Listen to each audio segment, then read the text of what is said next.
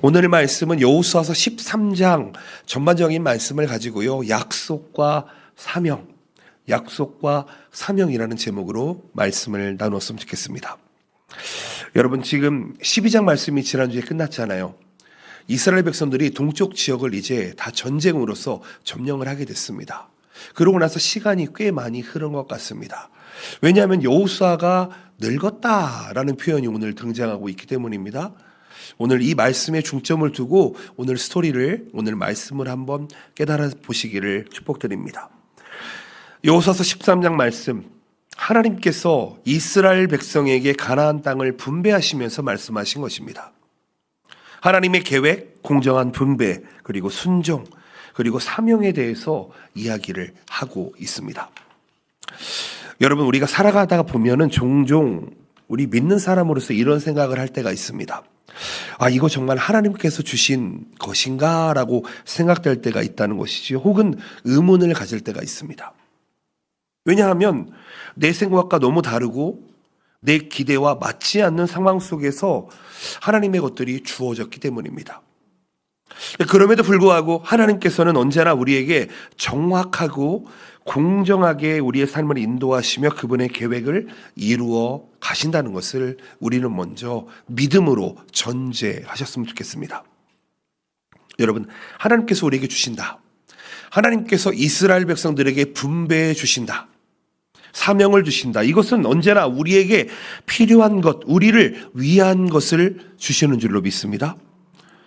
이 13장 말씀에서 이스라엘 백성이 각자 맡은 땅을 받았습니다. 하나님께서 어떠한 방법으로 각 지파에게 정확하게 분배하셨는지, 그리고 그 속에 담긴 하나님의 뜻을 우리는 오늘 깨달았으면 좋겠습니다. 오늘 말씀을 통해서 하나님께서 우리에게 주신 삶의 계획, 그리고 그분의 뜻에 대한 깊은 믿음을 새롭게 하는 놀라운 시간 되시기를 축복드립니다. 아멘. 첫 번째 생각해 볼 수 있는 것은 변하지 않는다는 것입니다. 변하지 않는다. 무엇이 변하지 않을까요? 1절부터 7절 말씀을 쭉 보시게 되면 하나님은 여호수아에게 이스라엘 백성이 아직 정복하지 못한 가나안의 땅을 분배할 것을 명령을 하십니다. 1절 말씀 보실까요? 여호수아가 나이가 많아 늙음에 여호와께서 그에게 이르시되 너는 나이가 많아 늙었고 얻을 땅이 매우 많이 남아 있도다. 여호수아는 이제 전쟁을 계속할 수 없는 나이가 된 것 같습니다. 그렇죠? 그런데요, 우리가 여기서 눈여겨봐야 될 것은 하나님의 계획은 여전히 변하지 않았다는 것입니다. 아멘이십니까? 하나님은 여호수아에게 나이가 많다고 해서 그가 맡은 사명을 중단시키지 않았다는 것입니다. 오히려 하나님께서는 여호수아에게 새로운 임무를 주셨습니다. 이스라엘 백성에게 땅을 나누어 줘라 라는 사명을 주셨다는 것이죠. 그렇다는 것은 여러분, 오늘 노년의 인생을 살아가시고 있는 여러분들 오늘 축복의 말씀으로 받으시기를 바랍니다. 하나님은 우리의 연약함이라, 우리의 부족함이라, 우리의 병든 것에 상관없이 언제나 하나님의 뜻을 이루어 가신다. 아멘. 여호수아가 나이가 많고 전쟁에 나설 수 없을지라도 하나님께서는 그를 통해서 하나님의 뜻을 이루어 가십니다. 이와 같이 하나님은 우리들이 어떠한 상황에 처해 있든지, 어떠한 나이에 있든지, 어떠한 나라에 있든지, 어떠한 지역에 있든지 하나님의 계획을 이루기 위해 우리를 사용하시는 줄로 믿습니다. 아멘. 우리의 능력과 우리의 노력과 우리의 상황이 중요한 것이 아니라는 것입니다. 무엇이 중요합니까? 하나님께서 우리에게 맡기신 사명에 대한 순종이 중요한 것이라는 것이죠. 하나님께서는 우리가 연약할 때에도 강하게 사용하시는 분이십니다. 하나님의 계획을 성취하기 위해서 지금도 우리 한 사람 한 사람을 부르고 계신다는 것입니다. 성경은요, 하나님의 계획이 변하지 않는다 이렇게 말씀합니다. 시편 33편에 보면 이러한 구절이 있습니다. 여호와의 계획은 영원히 서고 그의 생각은 대대에 이르리로다. 아멘. 여호수아가 나이가 많다는 이유로 이제는 전쟁을 할 수 없다는 이유로 그 계획을 변경하지 않으셨습니다. 오히려 그 계획을 더 정확하게 이루어 가십니다. 여러분, 여호수아서가 몇 장까지 있는지 아십니까? 23장까지 있습니다. 그럼 13장이면 아직 딱 중간 지점이라는 것이죠. 아직 여호수아가 해야 될 일이 너무 많이 남아 있다는 것입니다. 하나님께서 우리에게 주신 계획도 마찬가지지 않나 생각을 해봅니다. 우리의 상황이 아무리 어렵고 우리의 힘이 부족하다고 느껴진다 하더라도 하나님께서는 여전히 우리를 통해 일하신다.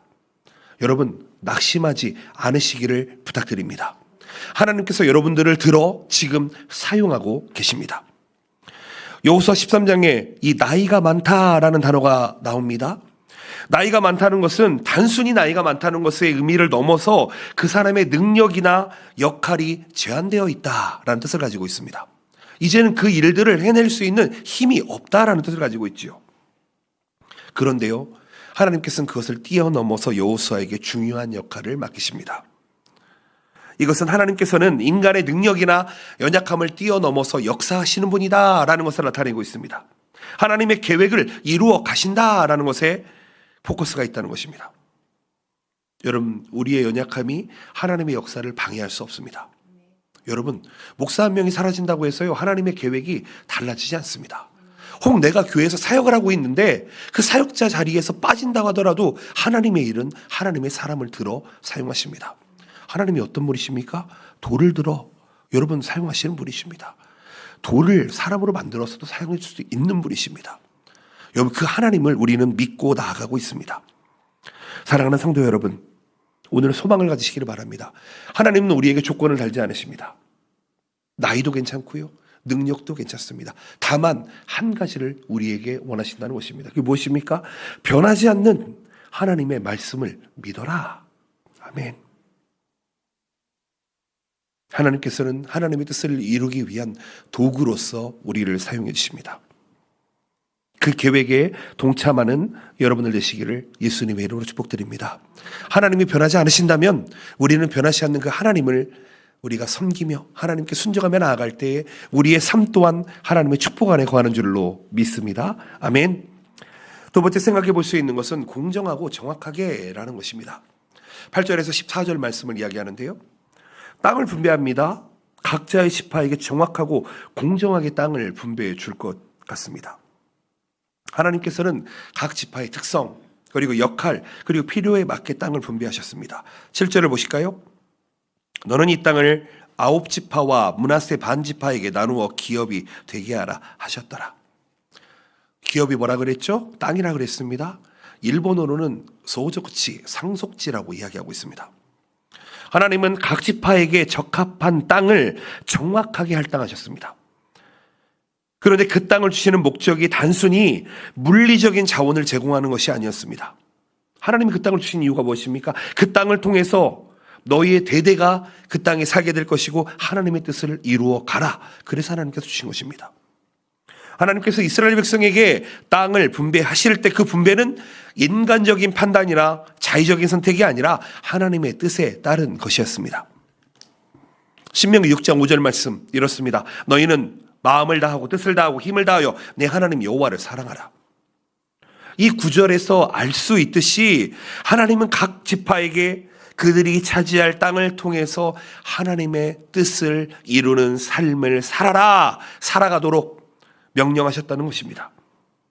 각 지파는 자신에게 소유된 땅을 소유하는 것으로 끝나는 것이 아니라 그 땅을 통해 이루고자 하는 하나님의 목적에 따라 살아가야만 합니다. 여기에서 분배하고 나누다라는 원어적 의미가 있는데 이것은 나누다라는 의미를 떠나서요, 상속하다, 상속받다라는 뜻을 포함하고 있습니다. 즉 하나님께서 각 지파에게 주신 땅은 지금이 너희들이 살아갈 땅이기도 하지만 너희 후대가 살아가야 될 땅이다. 그리고 하나님께서 너희들에게 맡기신 사명과 책임을 같이 이루어내라 라는 뜻을 가지고 있습니다. 다시 한번 말씀드립니다. 이 땅은요, 우리가 돈을 주고 사고 팔 수 있는 그런 것들이 아닙니다. 이스라엘의 땅들은 판다 할지라도 희년이 되면 다시 돌려줘야 되는 땅입니다. 이것은 소유의 이 대상이 아니라 하나님의 뜻을 이루기 위한 책임의 상속입니다. 이 땅을 통해서 각 지파는 하나님께서 원하시는 일들을 이루어 가야만 했습니다. 이것을 통해서 우리가 알 수 있는 것이 무엇입니까? 하나님의 분배, 하나님의 공의와 정확함을 이야기하고 있습니다. 여러분, 만약에 한번 생각해 봅시다. 우리 교회 성도님들 한 100분 정도 계신다고 치고 이스라엘 지역을 100군데로 나눠준다고 하면은 불만 있을 사람 없으시겠습니까? 있지요. 많이 있을 겁니다. 아마. 왜 나는 이런 사막 같은 데, 광야 같은 데로 줬니? 저기 요단강 흐르는 그 옆에 주면 얼마나 좋을까? 이런 사람 한둘 아닐 것입니다. 근데 여러분, 이스라엘 백성들이 지금 몇 만이라고요? 최소 장정만 60만입니다. 그렇죠? 그 가족까지 합치면 최소 200만이라는 사람들에게 주어졌는데 거기에 불만이 없다. 여러분, 이것은 정말 놀라운 기적이 아닐 수가 없습니다. 저에게는 딸이 둘이 있습니다. 아마 둘째 딸에게 좋은 것을 많이 주고 첫째 딸에게 좋은 것을 안 주면은 싸움이 날 것입니다. 그렇죠? 반대로 해도 싸움이 날 거예요. 그런데 하나님이 얼마나 정확하시냐면, 얼마나 공평하시냐면은 이스라엘 200만에게 땅을 나누어 줬음에도 불구하고 불만이 없습니다. 여러분, 하나님은 각 지파가 그 땅에서 잘 살도록, 그들의 필요를 채우고 그 역할에 맞게 잘 살도록 땅을 분배해 줬다는 것입니다. 그럼 지금도 마찬가지죠. 여러분, 우리 성도들 한 사람 한 사람을 불러주셨는데 우리에게는 누구에게나 다 하나님께서 주시는 은사가 있습니다. 선물이 있습니다. 근데요, 다만 그 은사가 다 다르다는 것입니다. 우리 교회 점심 식사 너무 맛있잖아요. 그렇죠? 다 음식을 잘하는 은사를 받으면요, 우리 교회는 아마 매일 싸울 것 같습니다.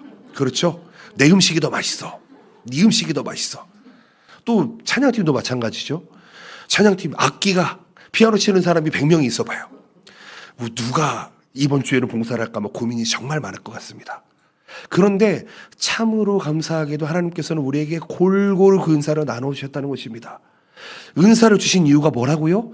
연합하기 위해서, 하나 되기 위해서입니다. 혹 같은 은사를 가지고 있으면요, 싸울 것이 아닙니다. 그래, 오늘은 네가 하고 내일은 내가 하고, 그렇게 하나로 만들어갈 수 있어야 한다는 것이죠. 시편에 보면 19장 9절 10절 말씀이 이렇게 이야기합니다. 여호와를 경외하는 도는 정결하여 영원까지 이르고 여호와의 법도 진실하여 다 의로니 금 곧 많은 순금보다 더 사모할 것이며 꿀과 송이 꿀보다 더 달도다. 아멘. 아멘.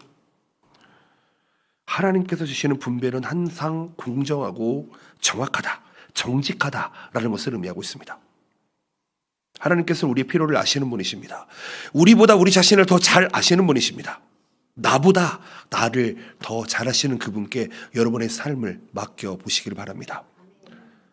여러분을 창조하신 분이 하나님이시잖아요. 창조주께 우리의 삶을 맡기게 되면은요, 우리의 삶을 공정하고 공평하고 정확하게 하나님의 선한 길로 이루어 가신다는 것입니다. 하나님께서 주시는 모든 것은 우리가 하나님의 뜻을 이루기 위해 주신다는 것을 기억하시면서, 여러분, 우리는 하나님의 도구, 하나님의 쓸 수 있는 그릇임을 기억하셨으면 좋겠습니다. 우리가 하나님의 뜻을 따라가 살 때에 하나님은 하나님의 뜻을 이루기 위해서 필요한 모든 것을 정확하고 공평하고 공정하게 허락해 주십니다. 혹 내 안에 불만이나 불평이 있다면 여러분, 그것은 하나님께 한번 맡겨보셨으면 좋겠습니다. 하나님, 나는 왜 이런 고민이 아니라 하나님, 맡기겠습니다. 하나님의 뜻에 맡기겠습니다. 하나님께서 주시는 것은, 하나님께서 분배하는 것은 결코 우연이나 실수가 될 수가 없습니다. 하나님께서는 항상 정확하게 우리에게 필요한 것을 주시고 그 땅을 통해 그분의 뜻을 이루도록 인도하신다는 것입니다. 한 가지 간증을 드리자면요, 신학교를 다닐 때 참 많이 배가 고팠던 것 같습니다. 하루는요, 쌀이 똑 떨어졌습니다. 정말 딸이 떨어질 거를 생각도 못하고 밥을 하려고 하는데 쌀이 없더라고요. 근데 정말 신기한 게 뭔지 아십니까? 문을 열었더니 문 앞에 쌀포대가 20kg짜리가 있더라고요. 여러분, 그런 경험 해보신 적 있습니까? 가끔 저는 그런 생각 많이 합니다. 하나님께서 저를 너무 사랑하시는 것. 하나님, 오늘은 규니까가 다베타이 데스. 그냥 그렇게 기도했더니 갑자기 그날 장로님이 오셔가지고 규니코를 사주시더라고요. 정말 얘기하지도 않고 그냥 하나님. 그런 적이 한두 번이 아닙니다. 정말 우연 같지만 우연 같지 않은 그런 놀라운 은혜가 있다는 것입니다. 여러분, 하나님께서는 공평하신 분이십니다. 아멘이십니까? 하나님께서는 정확하신 분이십니다. 나에게 주신 은사들이 있다면 여러분 그것을 잘 살리셔가지고요 배로 남겨보시길 바랍니다. 하나님께서 여러분들을 더욱더 축복해 주시는 줄로 믿습니다. 아멘. 세 번째로는 사용하신다라는 것입니다. 여기에는 주어와 목적어가 있어야 됩니다. 하나님이 무엇을 사용하시냐라는 것이죠.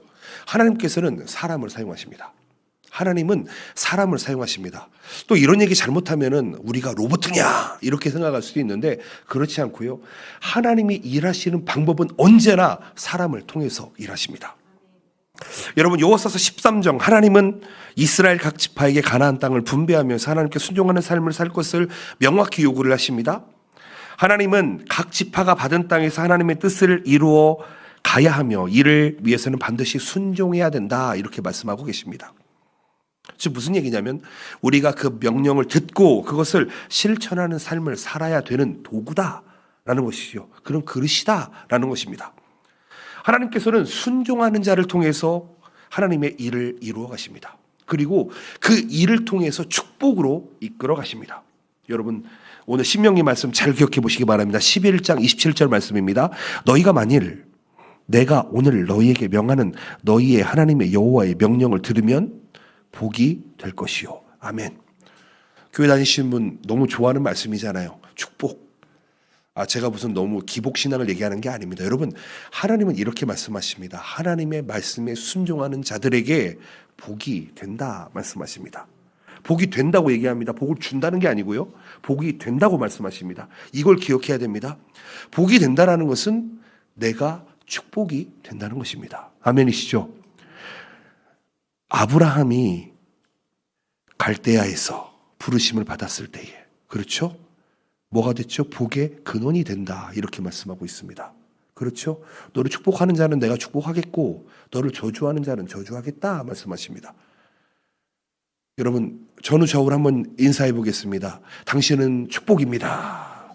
당신은 축복입니다. 당신은 하나님의 축복입니다. 아멘. 여러분 복이 되셔야 합니다. 복으로 일하셔야 합니다. 복으로 사용되어져야 합니다. 근데 반대로 저주로 사용되어지면은요 아주 놀라운 역사가 일어납니다. 그렇죠? 아주 와장창 깨져버립니다. 하나님께서 쓰시는 복이 되시겠습니까? 저주가 되시겠습니까? 복이죠. 아멘이시죠? 하나님이 사용하실 때 복이 된다는 것을 기억하셨으면 좋겠습니다. 여러분 하나님께서 우리를 얼마나 중요하게 여기시는지 봐야 됩니다. 하나님께서 원하시는 게 무엇입니까? 순종입니다. 순종. 우리가 하나님의 그분의 말씀을 듣고 그분에 따라 살아갈 때 하나님의 복이 된다고 말씀합니다.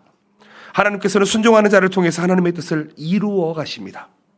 오늘 이 시간에 저에게 준 사명과 여러분에게 준 사명이 다르겠지만 그것을 통해서 아름답게 우리 교회 공동체를 그리고 우리 가정 공동체를 이루어 간다는 것입니다. 또 우리가 속해 있는 기업과 사업과 직장, 학업 모든 공동체 속에서 그것을 이루어 간다는 것입니다. 내가 어떤 큰 완전체가 아니라 우리는 그 부분, 파츠, 그 부분이 되어서 살아간다는 것을 우리는 기억해야만 한다는 것입니다.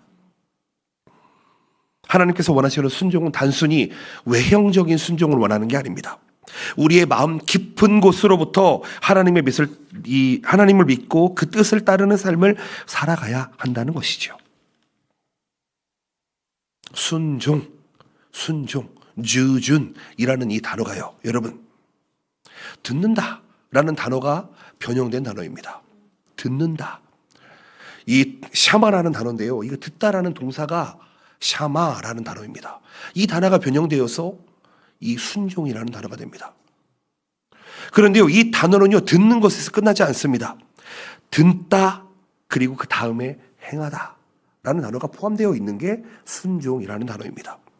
하나님께서는 우리에게 말씀을 주실 때 그 말씀을 귀로만 듣는 것으로 끝나지 않고 그것을 삶 속에서 실천하며 행하는 신앙을 원하고 계신다. 이스라엘 백성은요, 하나님께서 그들에게 주신 땅에서 그들의 명령을 따르며 하나님이 주신 사명을 감당해야만 했습니다.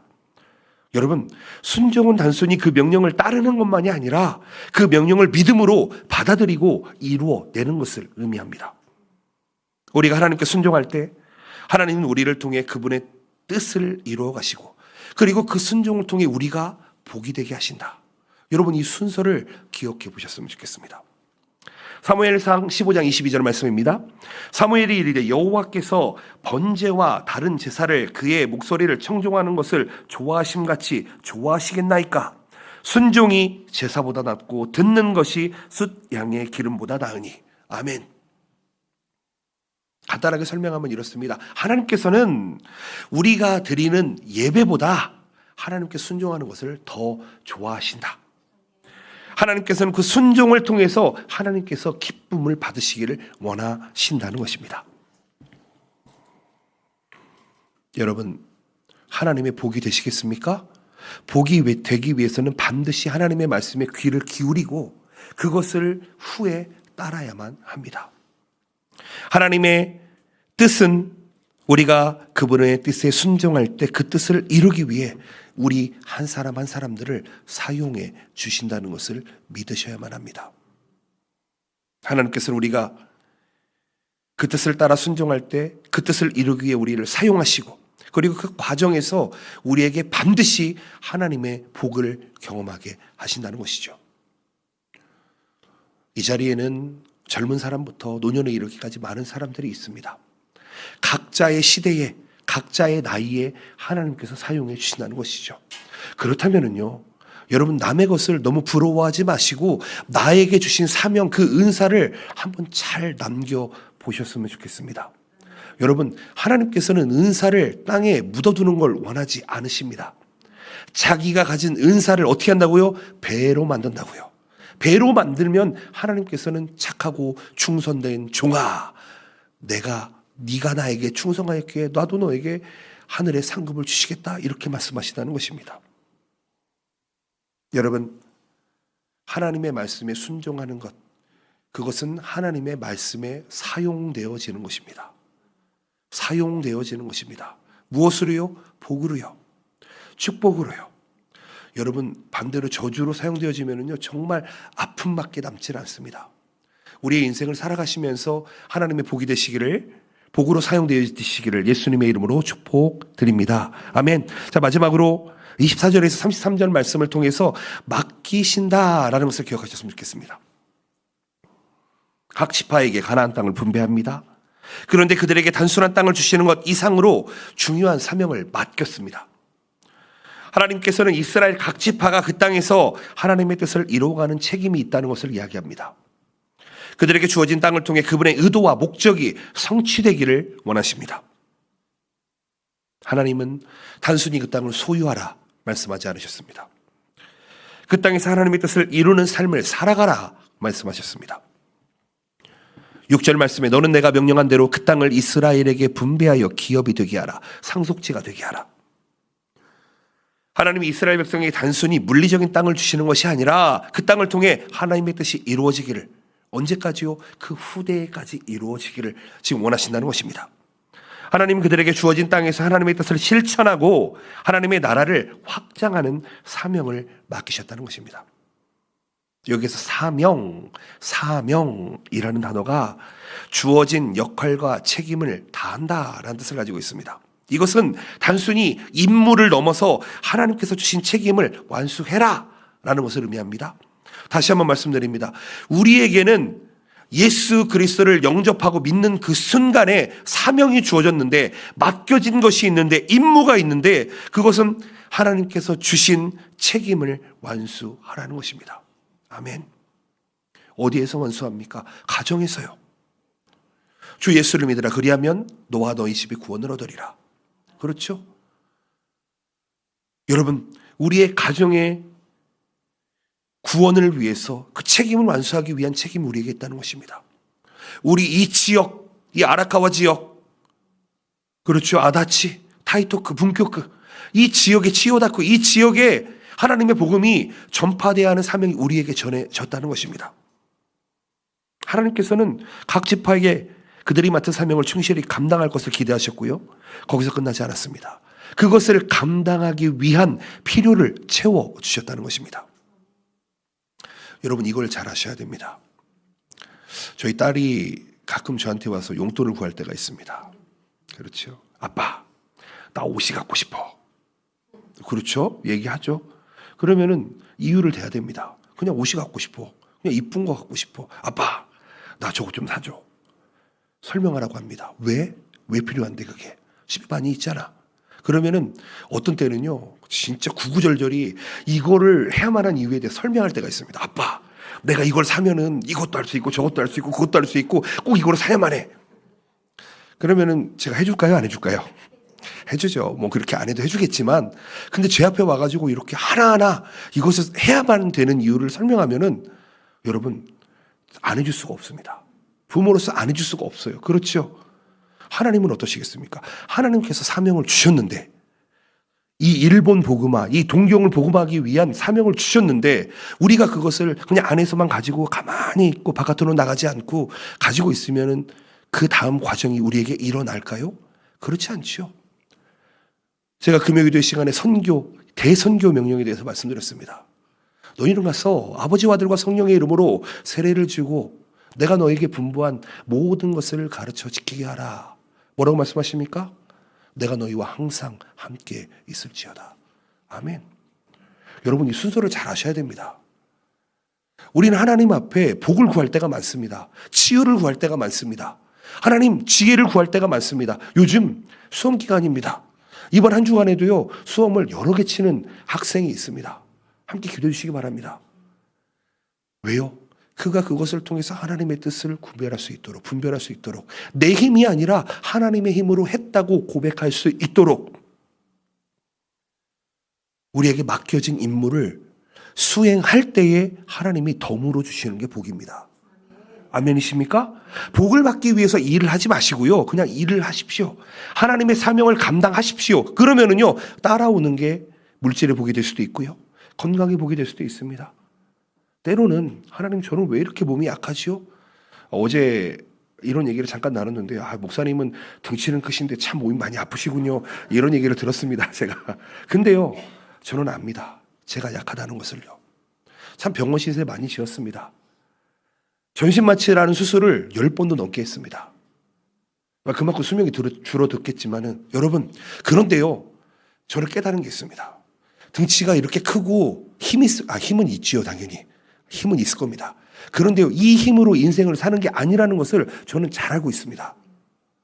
내 힘으로는 이 세상을 살아갈 수 있는 힘과 능력이 없다는 것을 저는 언제나 고백합니다. 여러분, 우리가 가진 능력으로 살 수 있는 존재들이 아닙니다. 하나님의 은혜가 없으면은 우리 안에 이러한 평강이 주어지지가 않는다는 것입니다. 세상 사람들은요, 빼앗기 위해 싸웁니다.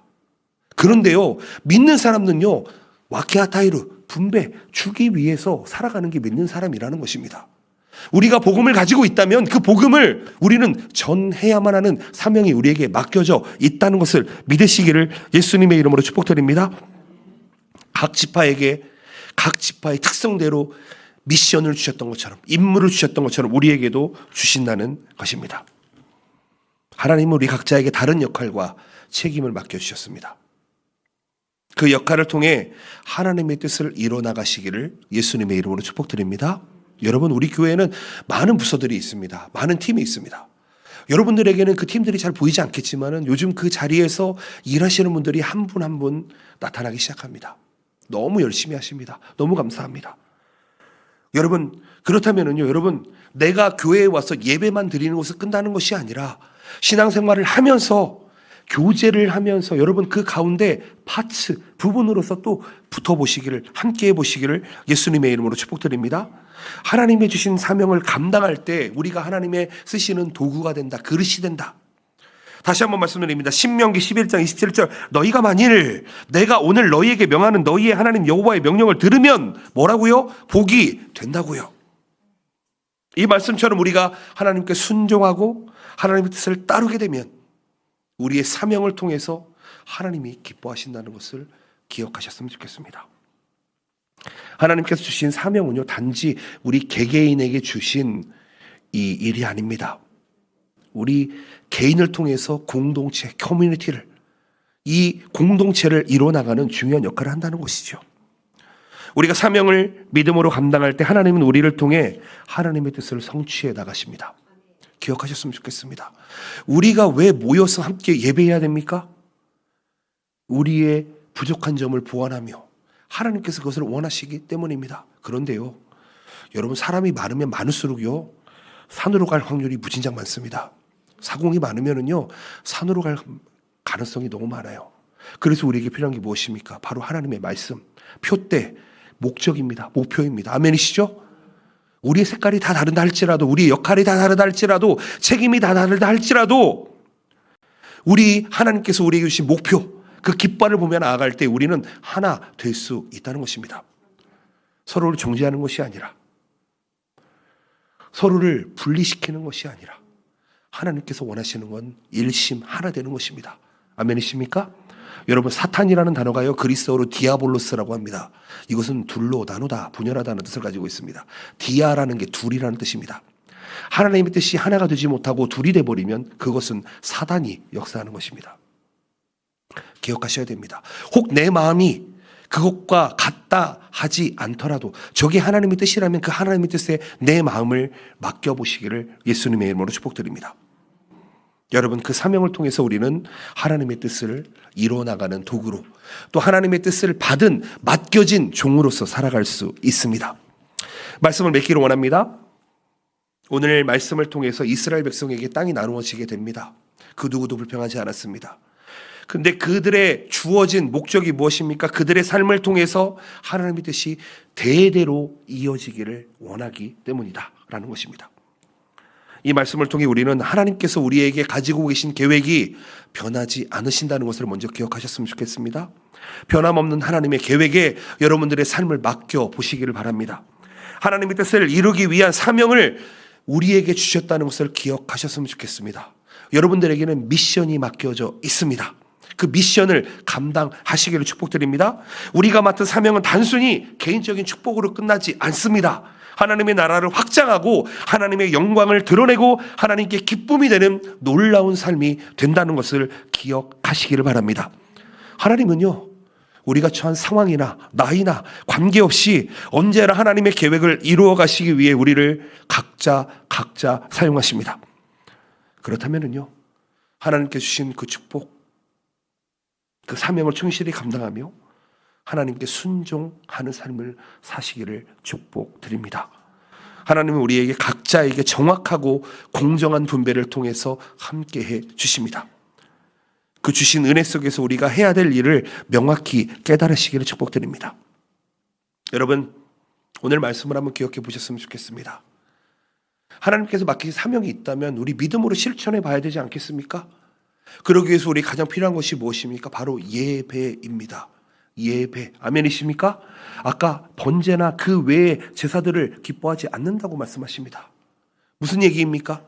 우리가 하나님 앞에 마음을 담지 않은 예배를 드리게 되면 그 예배는 정말 바람과 같이 사라지는 예배가 된다는 것이죠. 저는 예배를 사랑하는 사람입니다. 그래서 목사가 됐는지도 모르겠습니다. 우리 성도님들 공적 예배에 여러분의 마음을 담아 모시길 바랍니다. 그리고 이번 주에 우리 금요기도회 때 우리 특별히 찬양 집회가 있잖아요. 그렇죠. 그 예배 때 한번 참여해 보시기 바랍니다. 시간이 되시는 분들은 하나님의 은혜가 넘칠 줄로 믿습니다. 우리가 맡은 삶의 자리에서 하나님의 뜻에 정말 작은 일이라도 순종해 보시기를 바랍니다. 그것이 하나님의 계획을 이루는 결단이 되시기를 축복드립니다. 여러분, 각자의 사명을 다하고 하나님의 뜻을 이루는 성도가 되시기를 바랍니다. 아니요, 더 나아가 제자가 되시기를 예수님의 이름으로 축복드립니다. 오늘부터 우리의 삶을 하나님 앞에 온전히 드리기를 소망합니다. 그분의 뜻을 이루는 일에 전념하는 결단을 하시기를 축복드립니다. 하나님께서 주신 땅에서 우리의 사명 가운데 하나님의 뜻을 성취해가는 삶을 여러분들이 살아가시기를 예수 그리스도의 이름으로 축복드립니다. 여러분, 복이 되십시오. 복이 되십시오. 우리 전후적으로 한 번 더 인사드리겠습니다. 여러분은 하나님의 복입니다. 여러분 하나님의 복입니다. 아멘. 예, 기도하시겠습니다.